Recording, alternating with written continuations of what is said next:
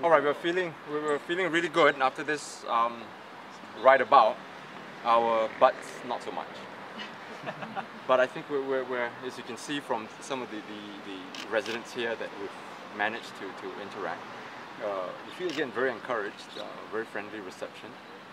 So you know, we just told them that this is part of Holland Bukit Timah GRC, and it's where we're going to contest, and we're feeling very upbeat about this whole affair.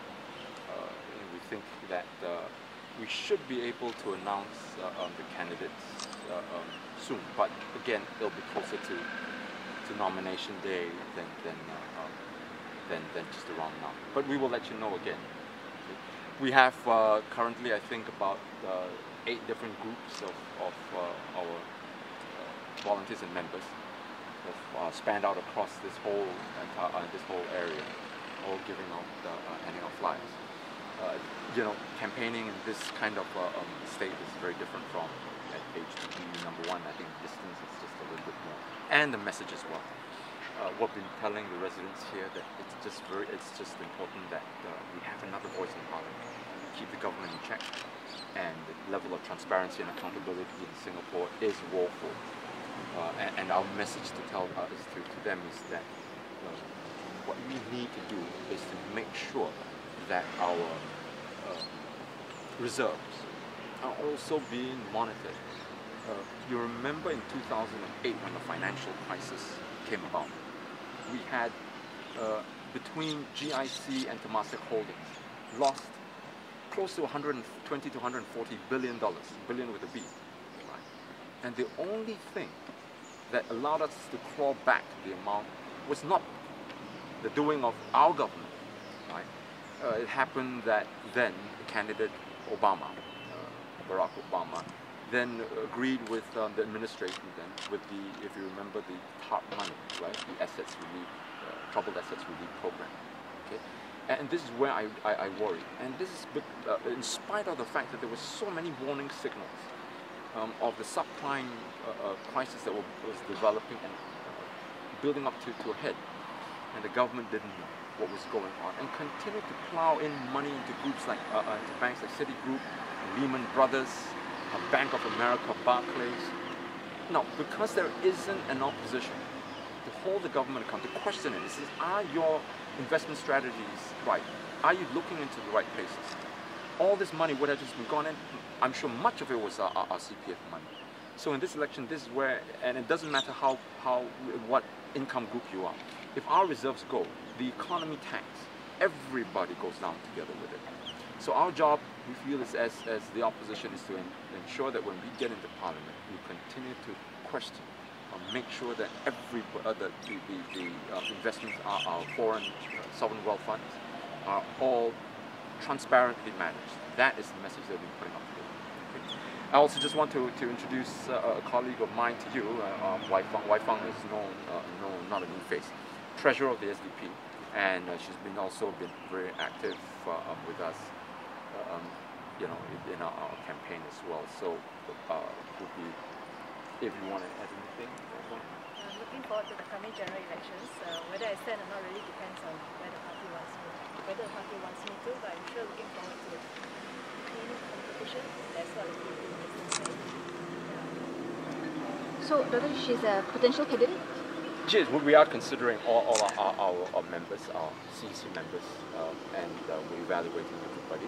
When time comes, we're going to make the announcements. But there must be a reason why you singled her out, do you? Oh, no. I mean, well, Wai Fong has been coming with us for walkabouts and everything, and we just take turns just making sure that, you know, everybody just gets some views that they wanted to put across. So again, I'm going to second what Wai Fong just said, that we're looking forward to a good campaign on the issues, and that's what Mr. Ng Wong Hen promised. And we hope that some of these very nasty little spats that we've seen in past elections will not be the headline makers. We want to ensure that the campaign is grounded on the issues, and as well as people and the residents here are all very concerned about some of these issues that we were talking about. Dr. Chee, will Holland Bukit Timah GRC be where you will focus your research on, or is there any one particular constituency that you focus No, on? no. Look, you know what we've done was ensure that we gave up, Sembawang GRC because there was this contest in different by different parties and wanting different constituencies. So we gave it up so that there will be one-to-one contest, and because we have a smaller group of candidates, we have enough resources to ensure that every candidate gets a fighting chance into winning the contest. So is there any particular indication of where you might field some of your top candidates? Where might you Well, all our candidates are top candidates. I don't mean to be, in terms of just telling you what the nice sounding, but we're ensuring that our candidates are quality candidates, and that's very important for us. And unlike in past situations where we concentrated our resources, this time around we're ensuring that we want all the 11 candidates that we have an equal fighting chance of getting the power. So we're looking forward to the whole thing. Dr. Chee, we have seen the PAP taking a different step this time around, introducing the candidates earlier, even before the election is called. What is your view on this, and whether this will affect your party's strategy in any way? No, I think previously the PAP has also announced their candidates just before they dissolve Parliament and issue the writ. Right?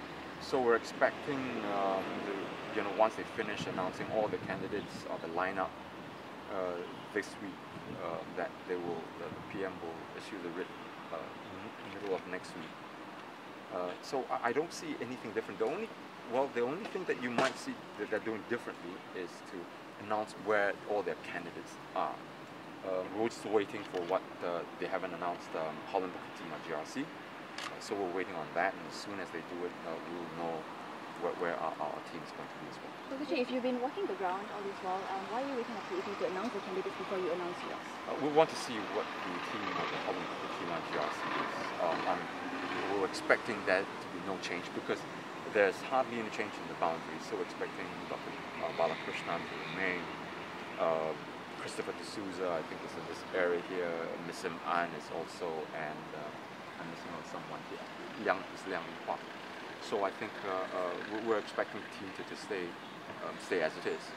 And once they've confirmed that, we will announce our team as well. Is there a reason why you're waiting? No, that's not the reason why we're waiting, but it's just that obviously we will want to see what their lineup is.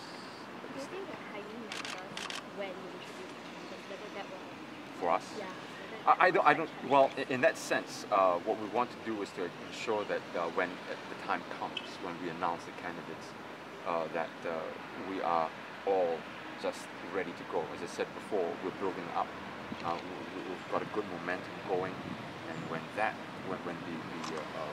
candidates, when our candidates, our lineups is announced, that's when we take off. And that's really going to be important for us. And at this stage, where is the party in terms of... Well, I think, if you want to use an analogy of, say, a plane on the runway, right now, we've been building up to it, right? And then we're talking about since last year and even before. So right now we're just going at 250 kilometers an hour, and that's the point where I think we're just going to be putting up the flaps, pushing up the throttle, and then we're just going to be going full speed ahead of it. So you're going to hit the ground running?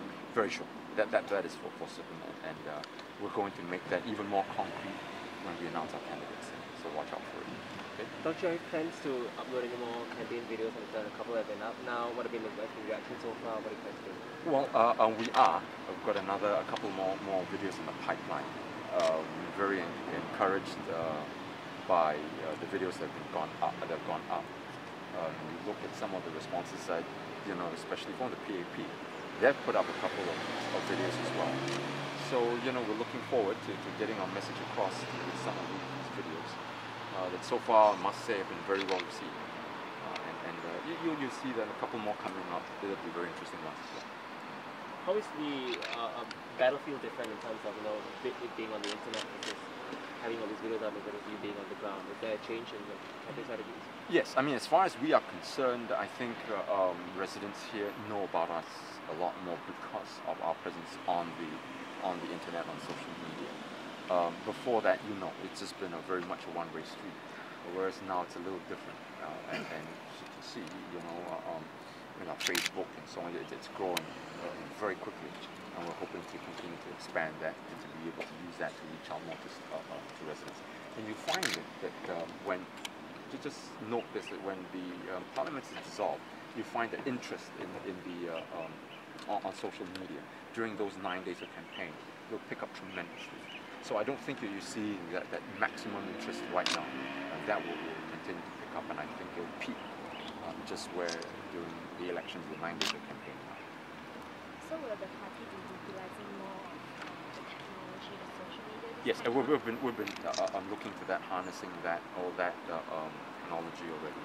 And well, you probably have seen our work online as well, so you get an idea of what we're doing. We're going to continue to expand on it, to leverage on it. I think it is going to get more interesting from here on out. Okay. If there are no other questions, thank you very much for coming. Have a good night.